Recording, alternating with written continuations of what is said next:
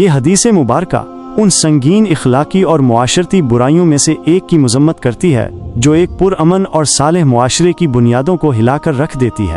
وہ برائی کسی مومن پر جھوٹا الزام لگانا، اس کی غیبت کرنا یا اس کی ایسی برائی بیان کرنا ہے جو اس میں موجود ہی نہ ہو۔ رسول اللہ صلی اللہ علیہ وسلم نے اس فعل کے مرتکب ہونے والے کے لیے آخرت میں ایک سخت عذاب کی وعید سنائی ہے۔ راوی حدیث کا مقام و مرتبہ حضرت ابو ہریرہ رضی اللہ عنہ بلا شک و شبہ امت مسلمہ کے ان عظیم المرتبت صحابہ کرام میں سے ہیں جنہیں سب سے زیادہ احادیث نبویہ روایت کرنے کا شرف حاصل ہے۔ ان کا اصل نام عبد الرحمن بن صخر الدوسی رضی اللہ عنہ۔ انہوں نے رسول اللہ صلی اللہ علیہ وسلم کی صحبت تقریباً 4 سال اختیار کی اور اس قلیل عرصے میں اپنی غیر معمولی قوت حافظہ اور حدیثوں کی طلب کی وجہ سے کثیر تعداد میں احادیث حفظ کی۔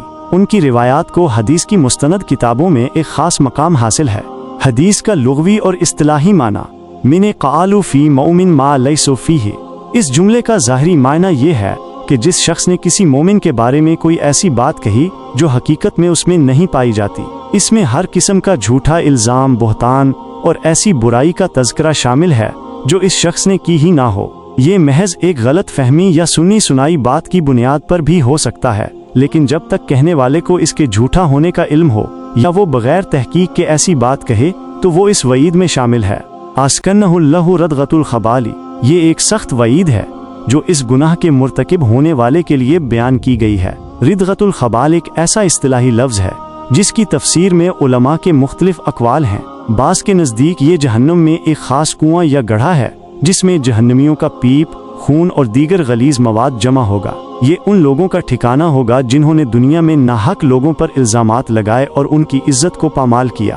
بعض دیگر علماء نے اس کی تفسیر یوں کی ہے کہ یہ جہنم کی ایک ایسی وادی ہے جو انتہائی گرم اور تکلیف دہ ہوگی۔ ایک اور قول کے مطابق اس سے مراد وہ لوگ ہیں جو حرام مال کھاتے تھے، لیکن سیاق و سباق کے اعتبار سے پہلا قول زیادہ قوی معلوم ہوتا ہے کہ یہ جھوٹے الزام لگانے والوں کے لیے ایک خاص عذاب کی جگہ ہے۔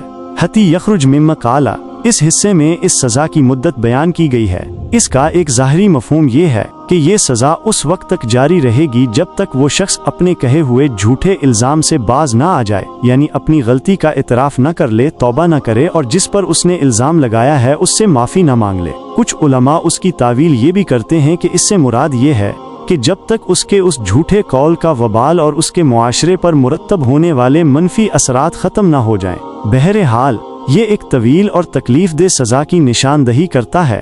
حدیث سے حاصل ہونے والے فقہی اور اخلاقی اسباق۔ مومن کی حرمت۔ اسلام میں ایک مومن کی عزت و آبرو کو بہت اہمیت دی گئی ہے۔ کسی بھی ایسے فعل سے منع کیا گیا ہے جس سے اس کی ساکھ کو نقصان پہنچے۔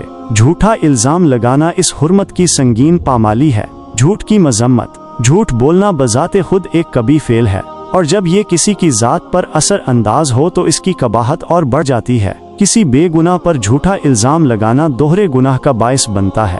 غیبت کی سنگینی۔ اگرچہ حدیث میں صراحتاً غیبت کا ذکر نہیں ہے، لیکن کسی کی ایسی برائی بیان کرنا جو اس میں موجود ہو بھی ایک مذموم فعل ہے، اور اگر وہ برائی موجود نہ ہو تو یہ بہتان اور جھوٹ کے زمرے میں آتا ہے جس کی سزا اس حدیث میں بیان کی گئی ہے۔ معاشرتی فساد۔ جھوٹے الزامات معاشرے میں بد اعتمادی، نفرت اور فساد کا باعث بنتے ہیں۔ اس سے افراد کے درمیان تعلقات خراب ہوتے ہیں اور معاشرتی ہم آہنگی مجروح ہوتی ہے۔ توبہ کی اہمیت۔ اگر کوئی شخص اس گناہ کا مرتکب ہو جائے تو اس کے لیے ضروری ہے کہ وہ سچے دل سے توبہ کرے، اپنی غلطی کا اعتراف کرے اور جس پر اس نے الزام لگایا ہے اس سے معافی مانگے۔ اللہ تعالی توبہ قبول کرنے والا ہے۔ دوسری حدیث کی مفصل شرح۔ یہ حدیث مبارکہ مسلمانوں کے باہمی احترام اور ایک دوسرے پر ناحق الزامات لگانے کی سنگینی کو بیان کرتی ہے۔ خاص طور پر کسی مسلمان کو فاسق یا کافر کہنا ایک ایسا سنگین فعل ہے جس کے نتائج خود کہنے والے کے لیے خطرناک ہو سکتے ہیں۔ راوی حدیث کا مقام و مرتبہ۔ حضرت ابو ذر غفاری رضی اللہ عنہ رسول اللہ صلی اللہ علیہ وسلم کے ان جلیل القدر صحابہ میں سے ہیں جو اپنی سچائی، زہد اور بے باکی کے لیے مشہور ہیں۔ ان کا شمار ان ابتدائی لوگوں میں ہوتا ہے جنہوں نے اسلام قبول کیا۔ وہ حق بات کہنے میں کسی ملامت کرنے والے کی پرواہ نہیں کرتے تھے۔ ان کی روایات میں بھی ہمیں دین کی گہری سمجھ اور اخلاقی تعلیمات ملتی ہیں۔ حدیث کا لغوی اور اصطلاحی معنی۔ لا یرمی رجلی رجلا بالفسقی، اس جملے کا مطلب ہے کہ کوئی شخص کسی دوسرے شخص کو فسق کی تہمت نہ لگائے۔ فسق کا معنی ہے اللہ تعالی کی نافرمانی کرنا، کبیرہ گناہوں کا ارتکاب کرنا یا شعائر اسلام کی کھلی خلاف ورزی کرنا۔ کسی مسلمان پر بغیر شرعی دلیل کے فاسق کا الزام لگانا ایک بڑا گناہ ہے۔ ولا یرمیہ بالکفری، اس کا مطلب ہے کہ کوئی شخص کسی دوسرے شخص کو کفر کی تہمت نہ لگائے۔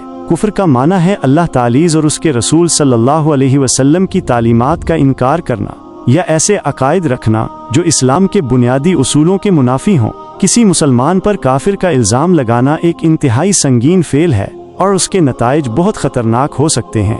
الا ارتدت علیہ ان لم یکن صاحبہ کذلک، یہ اس حدیث کا سب سے اہم حصہ ہے۔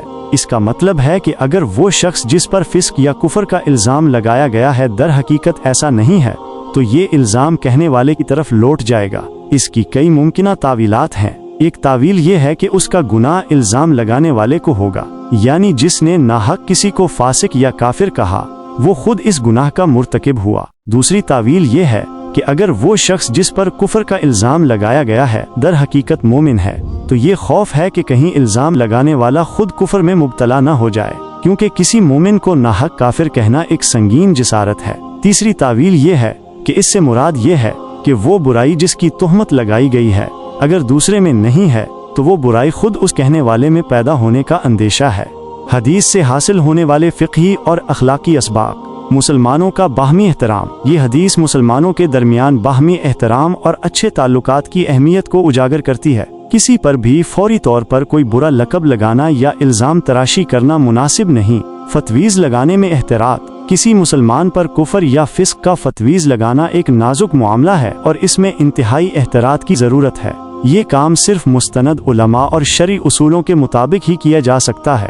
عام لوگوں کو اس سے اجتناب کرنا چاہیے۔ غصے پر قابو، اکثر اوقات غصے یا کسی ذاتی رنجش کی وجہ سے لوگ دوسروں پر برے الزامات لگا دیتے ہیں۔ یہ حدیث ہمیں اپنے جذبات پر قابو رکھنے اور زبان کو قابو میں رکھنے کی تلقین کرتی ہے۔ حسن ظن کی اہمیت، مسلمانوں کو ایک دوسرے کے بارے میں حسن ظن رکھنا چاہیے اور جلد بازی میں کسی پر کوئی برا گمان نہیں کرنا چاہیے۔ اگر کسی میں کوئی بظاہر بری بات نظر آئے تو اس کی بہتر تعویل تلاش کرنے کی کوشش کرنی چاہیے۔ الزامات کے نتائج، یہ حدیث واضح کرتی ہے کہ کسی پر ناحق الزام لگانے کے نتائج خود الزام لگانے والے کے لیے کتنے خطرناک ہو سکتے ہیں۔ اس لیے ہر مسلمان کو اپنی زبان کے استعمال میں بہت محتاط رہنا چاہیے۔ مجموعی طور پر ان دونوں احادیث سے ہمیں یہ اہم سبق ملتا ہے کہ ہمیں اپنی زبان کو جھوٹ، بہتان، غیبت اور ناحق الزامات سے پاک رکھنا چاہیے۔ کسی مومن کی عزت و آبرو کا خیال رکھنا اور ان پر برے القاب لگانے سے گریز کرنا ایک مسلمان کا اہم فریضہ ہے۔ ایسا کرنے سے نہ صرف ہم آخرت کے عذاب سے محفوظ رہ سکتے ہیں بلکہ ایک صحت مند اور پرامن معاشرے کی تشکیل میں بھی اپنا مثبت کردار ادا کر سکتے ہیں۔ اللہ تعالی ہم سب کو اپنی زبانوں کی حفاظت کرنے اور سچائی پر قائم رہنے کی توفیق عطا فرمائے۔